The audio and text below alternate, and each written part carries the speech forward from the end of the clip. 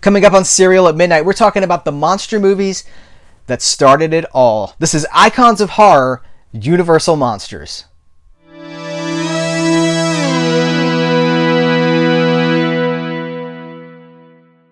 Hello and welcome to Serial at Midnight, the official YouTube channel of SerialAtMidnight.com. My name is Heath, and I'm glad you're here because this is a very special video for me. I credit Universal Monsters with being really a pinnacle of horror for me, particularly, and I can only speak for myself, so obviously for me. But, you know, this is the fourth Icons of Horror video that I've produced this month, and I was saving Universal Monsters for last. I wanted it, this is October. I've been putting these videos out all through October, trying to do one a week. And I knew Universal Monsters has to be right before Halloween, because they are Halloween. Like, Universal Monsters, in so many ways, created the Halloween that so many of us know. We can talk a little bit more about that later, but my goal was to save it because I thought that I would have the most to say. I thought that it would maybe be the most anticipated because these movies are so famous and so iconic, influential. The thing is, I've kind of stacked the deck against myself because in saving them for the very end, I've been trying to think, like, all month long. I've been thinking, like, what bits could I do? I could do, like, a black and white bit at the beginning of it where I'm like, it's alive! It's alive! Or I could do, like, the Bela Lugosi, like, listen to them, creatures of the night. What music they make. I could do a black and white bit there. And it came time to start doing these things. And I'm like, I don't feel right about this. This is not how I want to talk about these movies. So here we are. This may be one of the most personal Serial at Midnight videos that I've produced because in the end, all that just felt kind of cheap to me, and it felt kind of like a defense mechanism that I would put between you and me to kind of protect myself and how I really feel about these movies, and that doesn't feel honest to me. So I'm not doing any of that. This is going to be just me talking to you about Universal horror, about the Universal monster movies. So this is my collection. This is my Universal Monsters collection. This is the 8-film box set. This is the UK edition, which I'll show you in just a second. And then I have these legacy collections that I've been buying as they come out. So Dracula, Invisible Man, Frankenstein, Wolfman, and The Mummy. And as you see, there's no Creature from the Black Lagoon set because that set has problems that have yet to be fixed. This came out a few years ago, and I jumped all over this. This is an absolutely wonderful collection. I think this is still available. I could be wrong, but I'm just going to show you what we've got here. So we have, first of all, we have a wonderful booklet, which illustrates in great depth the history of the horror films, of the characters, the legacy of these characters. Wonderful book. And then we have this beautiful fold-out clamshell, whatever. This fold-out package with the monsters themselves on it. We have the Invisible Man. We have Dracula, Bela Lugosi, and then the movies themselves. There's so much glare. There we go. This is really your core. If you want to buy the Universal movies, the Universal monster movies, this is your starting point. And you can be very happy with just these because you've got Dracula, you've got Frankenstein, The Mummy. What's behind The Mummy? I assume the Invisible Man. Yes, the Invisible Man. The Bride of Frankenstein, the Wolfman. Importantly, the 1943, I believe it is, version of the Phantom of the Opera. Not the Lon Chaney Sr. Phantom of the Opera. And then the Creature from the Black Lagoon is back here as well. And that really is the foundation of the Universal Monsters. If you have those, you've done like more than half the battle. Like you've really got most of what you need. You've got the essentials. But it also came with these, which was the real selling point for me. Also, the American version of this had like this big ostentatious coffin-shaped package, and it just looked like a storage nightmare. Whereas this was much cheaper. It fits right on the shelf, and it came with. So we've got the posters, like mini posters. So we've got Dracula, the Wolfman, the Mummy, the Invisible Man, Bride of Frankenstein, Phantom of the Opera, Frankenstein, and The Creature from the Black Lagoon. Beautiful, right? Absolutely fantastic color mini posters, and they're rubber banded together, and it all fits snugly in this box. So this is the foundation of my Universal Monsters collection. But we do have to talk about these legacy collections, these complete legacy collections, because these get into the sequels and the Abbott and Costello movies, which I have a mixed feelings about. But I'll just take these one at a time, and we'll talk a little bit about each one. So let's talk about Dracula. Bela Lugosi as Dracula, particularly, we're talking the 1931 first movie in the Dracula series. Bela Lugosi is Dracula. When you think about vampires, you think about it's Halloween time, right? As I'm making this video, you think about vampires, you think about the tuxedo, you think about the well-spoken, well-dressed, the accent, like you think about, I want to suck your blood. That is all Bela Lugosi.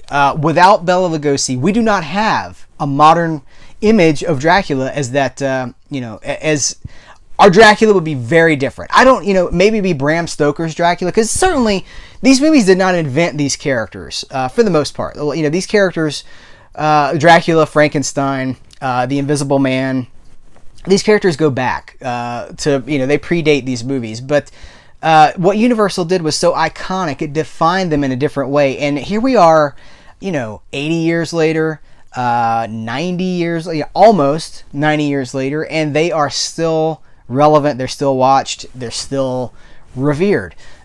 So we owe them so much. Now, Dracula can be a little bit slow. Just to be honest with you, if you're not used to watching older movies, which I would encourage you, watch older movies. The bigger your spectrum, the bigger your reference base, the more you'll be able to formulate opinions about, well, how does this stack up against this? It's cool to watch older movies, so I would highly recommend, if you're not sure about these, track them down, check them out. They're fantastic, and they're so they're short. I will say that, like they don't, like Dracula's like an hour. I'm not even sure if it has the running times listed on here, but Dracula, like they're very brief. But then this also has Dracula's daughter on it, which is from 1936, and that is okay. So we got to talk about the Hays Code real quick. I won't get too deep into this, but the Hays Code was basically the Motion Picture Association's decency code about like what you could and could not do in movies. Because before the Hays Code, there was, listen, in the 30s and in the 20s and whatever, there's nudity in movies, there was rampant drinking, there was all kinds of stuff. And sometimes that surprises people because they're like, well, old movies are really simple and quaint, and they're really not. They're pretty, especially the further back you go, there's some really provocative stuff in them. So, but then the Hays Code really started cracking down like 1934, 1935, and so things got more subtle. So Dracula's daughter is essentially, it's got tons of like of subtext that's not necessarily just blatantly spoken out, like, well, it's such and such, but there's like all this this erotic lesbian thing going on under the surface that they hid, that was all wrapped up in these layers of vampirism and stuff. It's super interesting to watch, and just to see how filmmakers accomplish certain things. House of Frankenstein from 1944, House of Dracula from 1945, and Abbott and Costello Meet Frankenstein. And then I feel like the next logical place to go after that is Frankenstein, because this has the original 1931 Frankenstein, The Bride of Frankenstein from 1935. Both of those movies, very cutting edge, very raw, kind of aggressive. Let's talk about the visual style of the Universal Monster movies. They are loaded with like German expressionism, long shadows, lots of contrast between light and dark. Universal movies also exist in a place where there's multiple, it's almost like there's multiple realities being represented. So you've got like Frankenstein. Okay, so we've got a scientist out in the middle of who knows where, up on this tower. He's got this old stone building. It feels very like 16th century, maybe 17th century. Very classic fairy tale. But then within this, we have elements of German expressionism, which is a very notable movement from this time a few years, the 20s, with, well, like I was saying, like stark contrast, long shadows. It's very nightmare like it's a dreamscape kind of a thing. Like you've seen Nosferatu, like the image of the shadow of Nosferatu going up the stairs. That's the kind of stuff that we're talking about. Very iconic, almost comic book imagery. And then outside of that, that's the second layer, and then there's a third layer where it's like modern society. We have I was noticing the other day, I found a hot water heater in a scene, and it's not hidden. They're not trying to pass anything off. It's just these stories take place in a world where all these things seem to be existing at the same time. It's classic Renaissance era landscape. It's very gothic. It's very European, almost medieval. And then there's also modern conveniences, there's modern dress, double-breasted suits, that sort of thing. They exist in their own place, their own time and place. Universal Monster Land, for lack of a better word. They exist in this weird place. I like to say they exist in this place out of time and in between dimensions. And James Whale directed the first, he directed Frankenstein, The Bride of Frankenstein, and for that matter, he also directed The Invisible Man, the first Invisible Man movie. And he brings such a joyful darkness, like a playful, I don't even know how to say it, like a playful, mischievous nature to these movies, where these characters are doing bad things, and he seems to really be enjoying that. And then because of the code at the time, and because of the way that movies were made, they tended to have to tack on a morality to them near the end, and you can almost feel resentment from James Whale about that. Like, he's like, well, we were having a really good time until we had to have a sincere moment about this. So James Whale, definitely a very mischievous, fun kind of, he seems like maybe he's a troublemaker. And if you've seen, he was a very famous director, if you've seen the movie Gods and Monsters, I had pulled that. Oh, here it is. Yeah. If you've seen the movie Gods and Monsters, it's fantastic. It's about James Whale, Ian McKellen, Gandalf. I'm not going to do my Christopher Lee impression. Gandalf, Ian McKellen, and Brendan Fraser from the Mummy movies. It's kind of like a bio movie of kind of the end of the last days of James Whale. Heartbreaking movie, but based on a true story that's very important to tell. So just finishing out this, Bride of Frankenstein, Son of Frankenstein, The Ghost of Frankenstein, Frankenstein Meets the Wolfman, House of Frankenstein, House of Dracula, which were on the Dracula set too, so there's a little overlap there. And then Abbott and Costello Meet Frankenstein, which was also, those are three movies that overlap here. But like I said, they're all, some are better than others, but some of the 30s ones in particular, to me, are so wonderful, so pure. Let's talk about The Invisible Man real quick. That I'd relegated The Invisible Man to a second tier, like a lower tier. And as I'm revisiting these movies this month, I don't know that I can stand by that anymore. These are fantastic. And James Whale's first Invisible Man movie is so aggressively, just not wrong. Maybe that is the right word. Just so aggressively. He's such a troublemaker. There's like crazy deaths. There's like I wrote about it. Like I said, I wrote about this. If you want more thoughts about The Invisible Man from me, they're not long reviews. They're like 3, 4, 5-minute reads. But there's like a baby, like he turns over a baby carriage with a baby still inside. It's very shocking stuff. Stuff he couldn't have even done 2, 3, 4 years later. He was able to do in that movie. And then The Invisible Man Returns has Vincent Price in it, which my love for Vinny P. We've talked about him. He's an icon of horror himself. The Invisible Woman, Invisible Agent, The Invisible Man's Revenge, and then of course Abbott and Costello Meet the Invisible Man. Wolfman, the first Wolfman movie, is fantastic. Lon Chaney Jr.'s probably most iconic role. Frankenstein Meets the Wolfman after that. House of Frankenstein, yes. House of Dracula, yes. Abbott and Costello Meet Frankenstein, yes. But these are interesting. Werewolf of London from 1935, which is not really related, but it's a werewolf movie that Universal made in the 30s. And then She-Wolf of London from 1946, which is another one that they're I like those better than I like some of the House movies. But maybe I shouldn't say that. Maybe I should revisit some of those House movies. But I do know that Werewolf of London, in particular, is really, it's really good. But what is there to say about Lon Chaney's Wolfman? I mean, he is the Wolfman. And I actually do like the Benicio del Toro take on the character from the remake of the Wolfman. Although this trend of Universal trying to reboot their classic monster movies continually fails. You know, like they had a big hit with The Mummy. The Mummy in the late 90s was fantastic. That whole series around the millennium with The Mummy with Brendan Fraser, that really worked for me. But it was such a different take, but it still had that pulpy 30s adventure feel, kind of like an Indiana Jones kind of a thing with some supernatural CGI, you know, all that sort of thing. But I don't know that these modern takes are in fact, I do know. I don't think they're working. As much as I love that Wolfman reboot, I don't think it's stuck. We have the Mummy reboot with Tom Cruise. We have the Dracula Untold, right? That's the name of that. These are not successes. They're not resonating. The iconic historical movies still resonate. So the last one that I have is the Mummy Collection, and I did write about every single movie in this series, and I believe there are, let's see, 1, 2, 3, we got the Mummy, the Mummy's Hand, the Mummy's Tomb, the Mummy's Ghost, the Mummy's Curse, and Abbott and Costello Meet the Mummy. And in my opinion, they descend in quality as they go.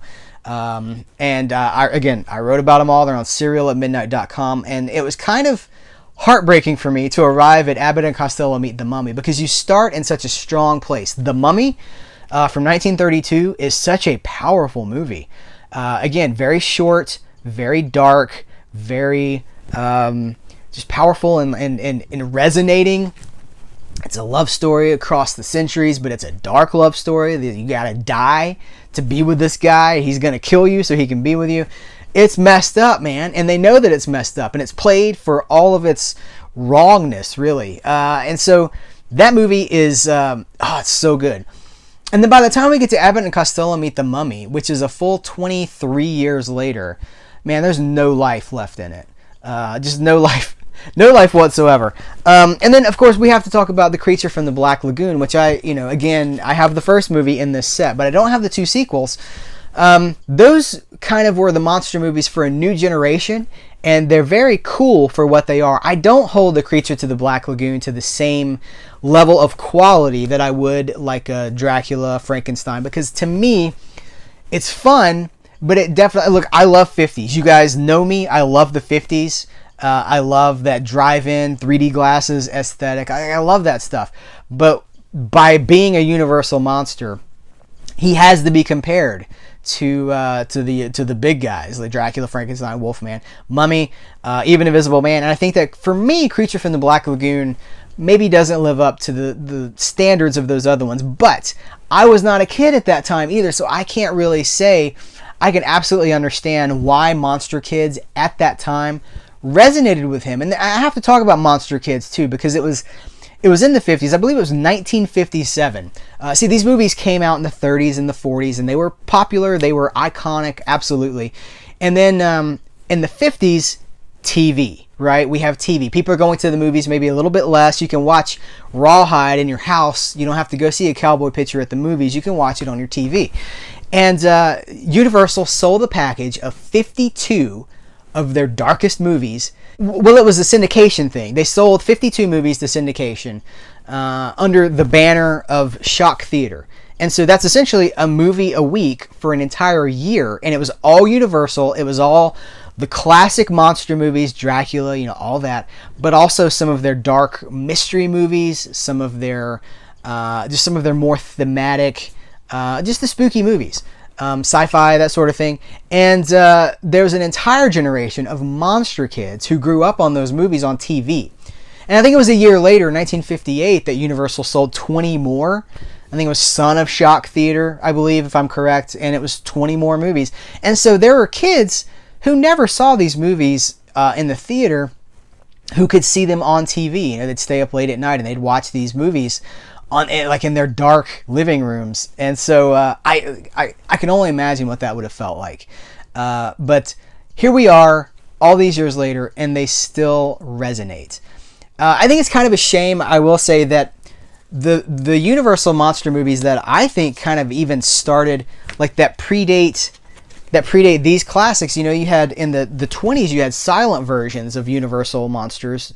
You had the Hunchback of Notre Dame in 1923, I think, with Lon Chaney Sr. as Quasimodo. The huge makeup, it was revolutionary, it was groundbreaking. I don't know that that's strictly horror. I think it's horror because of what it did. And it was very unsettling. And it's Lon Chaney Sr., and he was obviously a special effects pioneer. And then, of course, like a few years later, 1925, I believe, is the Phantom of the Opera with, like, okay, this guy, Lon Chaney Sr., the Phantom of the Opera. This is Universal. This is a Universal movie. I don't really know why we have the 40s version of the movie on here instead of the 20s version, other than maybe it's more accessible because it is from the 40s and it does feel more of a piece with the monster movies. But we do have to talk about the 20s Universal monsters because they played an important part. And this is how I saw those movies for the first time. I'm not actually sure if Universal has released editions of those movies, but I saw them in this Mill Creek set. This has both The Hunchback and The Phantom of the Opera. So that's it. That's basically just me gushing about the Universal monsters, why I love them so much. Guys, they invented Halloween. Our images of Frankenstein, tall guy, green face, bolts in the neck, shoes that are like this tall. Those are all, like, that Frankenstein comes from Universal. The Dracula that we talked about, Bela Lugosi, is our Dracula. So much so that all of our vampires, like the Count from Sesame Street, all these characters come from the Universal tradition. The Wolfman, like the image of a werewolf, though it's been done better since, you know, like an American Werewolf in London and all these things, though the makeup effects may have been done better, those Jack Pierce designs from the 30s and the 40s are still so iconic. And so I really don't have anything bad to say about them. I would love to be like, but let's kind of keep it in perspective. They're fantastic. I love them so much. They are absolutely in my book, in my collection. The Universal monster movies sit head and shoulders above everything else. All the icons of horror series that I've done this month have been things that, as you can tell, I'm very passionate about. I love. So if you're like, well, why didn't you talk about such and such? Well, that doesn't mean that maybe I never will. But for right now, for October of this year, these are the things that I really wanted to talk to you about, that I love, that are so close to my heart. The slashers, Vincent Price, these monster movies. This is stuff that I absolutely love. So I want to thank you for checking out this video. I want to thank you for spending the time with me. This is a long video. Hopefully you were enjoying me gushing about Universal monsters. I would love to know what you think about the Universal monsters, Universal horror, any help that I can give you, any advice, any starting point. I will say, start with the first movies. Always start with the first movies. The first movies are the icons. They're the ones that set the tone for everything that would follow. They're still powerful. I'm just repeating myself. Guys, thank you so much for checking out this video. I appreciate you guys so much, and I will catch you later.